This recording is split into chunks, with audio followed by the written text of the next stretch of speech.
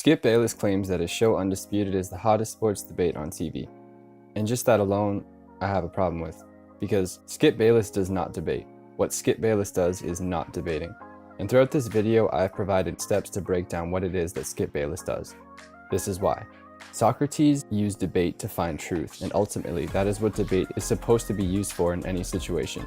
That means that for anybody participating, the end goal is for all parties to come together to come closer to that which is true. What Skip Bayless does prevents him from ever reaching a point of finding the truth on his show, because no matter what they're talking about, Skip believes one thing only. What he had determined in his mind before the debate began, that what he thinks is the truth. So there's no point of Skip even coming to the studio, sitting at the table across from Shannon, and even opening his mouth, because a debate will not take place. What will happen is Skip will take a deep breath, put both of his arms on the table, and then begin to point his finger in Shannon's face while explaining what he has already determined. And that's the thought that, I'm right.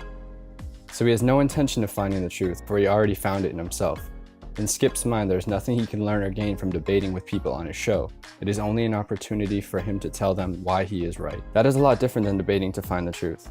The debate that he talks about is non-existent because they are not using it as a tool to uncover anything. It's pointless to even have because it's not happening in order to learn anything either. In his mind, Skip knows all the answers already. So it's dangerous to give someone like that an outlet, because he's already used it to bash people and make fun of their family's names. Bosh Spice, Westbrook, Dirty Bird, LeRobin James, LaAlfred James, LaChoke, LaBrick. I don't care how old you are, you don't make fun of the name that their mom or dad gave them. Needless to say if you're a male in your 60s. He is not concerned at all with delivering truth to people. He's only concerned with the fact that he is Skip Bayless and that what he says is the truth. That his points are truth because he is Skip Bayless. So coming into a debate like that, you are already preventing a debate from happening. You are not debating to uncover more truth, you are debating to protect and groom your ego. So in a debate, opposing points are taken, contrasted, and compared against each other. And at the end, people can walk away with a more clear understanding of what things are. So if you only enter a debate to say that I'm right, then you are wrong to think that you are participating in a debate in the first place. Yes, you can definitely believe that your point is true, but if you don't believe that other people can have points too, or that you can learn something from what other people have to say, that something new can be constructed out of the discourse between you, then you're missing the point of a debate. And debating like Skip Bayless, more concerned about your ego than the truth, will end up in you saying silly things like making fun of people's names, or mocking people, calling Mayweather a chicken, saying that I've accomplished more than you in my field to Richard Sherman, saying what were you to Jalen Rose, ridiculing guests and saying no when asked to agree to disagree. Changing the subject and avoiding questions with Michael Rappaport when he said, I'm the guest on the show and you won't even answer my question. That's because he was too busy trying to make him look wrong. Saying things that aren't related and irrelevant for attention. Skip going in between speaking objectively and going with his emotions is an issue too. Making an opening case and then backing it up with how he feels. When talking about Mayweather saying, I don't care what a certain person had to say. Referring to Charles Barkley, saying that he wasn't the player for me. See, going off of what you feel or think at the time is using impulse and is not even thinking your points through. This is dangerous because if you're simply speaking off of impulse or emotion on national television, then you're going to say some ridiculous and hurtful things. Arguments can get heated for anybody, but it's the responsibility of the people debating to maintain composure in attempts to get to the proper point. So all these things are really just sad if you want to put the title of debate on them, because they aren't. It's just a grown dude with a giant ego trying to place himself above everybody else, and is only concerned with people hearing what he has to say, and he isn't concerned with leaving viewers with the truth. So what if all of this is just TV land, and he's supposed to be the bad cop of sports analysis? So he only says what he says to make money, which considering what he says is totally possible, that Skip's nonsense is his biggest tool, much like LeVar Ball's big personality, which is also a genius marketing scheme. Then that's even sadder than a grown man who makes fun of people's names. It's something that's bad that can make a lot of money.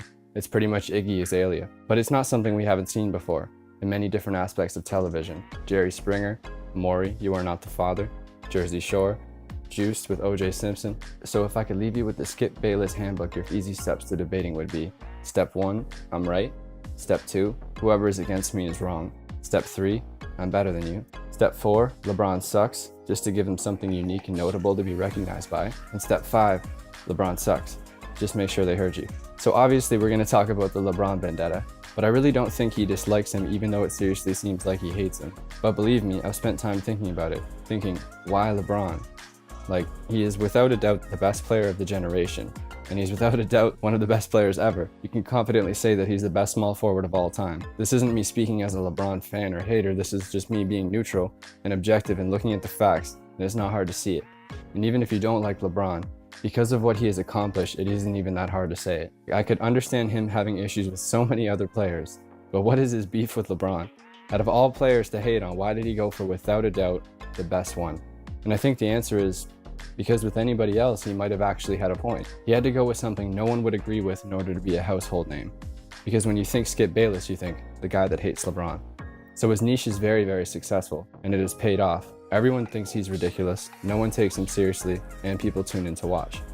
Kevin Hart really nailed it back when Skip was on First Take with Stephen A. Smith. It's a popular clip, and in it he says, "I came here ready. You two disgust me. I'm gonna come out and say it. You know nothing about sports. I sit in my bed and watch you guys talk about nothing every morning. You know how upset it makes me to hear you guys go back and forth?"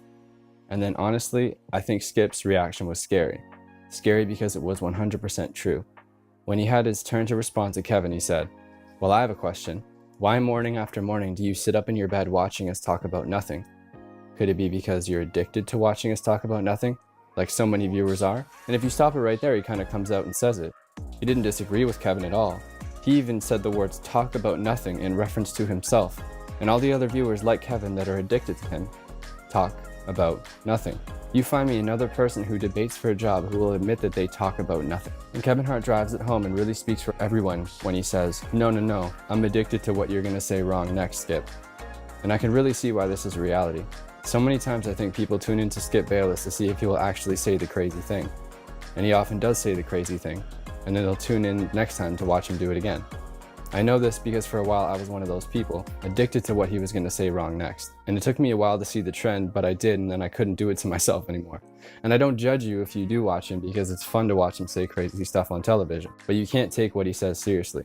And that kind of ego and attacking nature can't be healthy. It seems like it's all an act and a reflection of his character.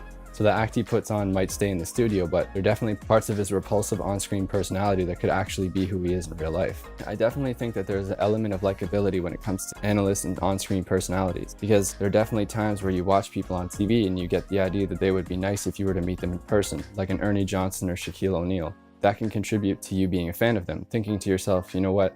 I like this guy, he seems cool. I don't and have never met someone who felt that way about Skip Bayless. In fact, I've never actually met a fan of Skip Bayless. Out of the times I've watched Undisputed, I even felt that Shannon Sharpe was funny and had a cool personality. He delivers on his job of making me feel something when he talks. But when the camera pans to Skip, it's really empty. It feels like a robot they have programmed just to disagree. In fact, they could probably replace him with a robot and it would feel the exact same. Like words without meaning or passion behind them. Words that aren't created on their own, just contrary to what other people believe. So yes, he's an antagonist. Yes, he's a contrarian. Why? Because he's the king of vanilla. He has nothing else to use to make him noticeable.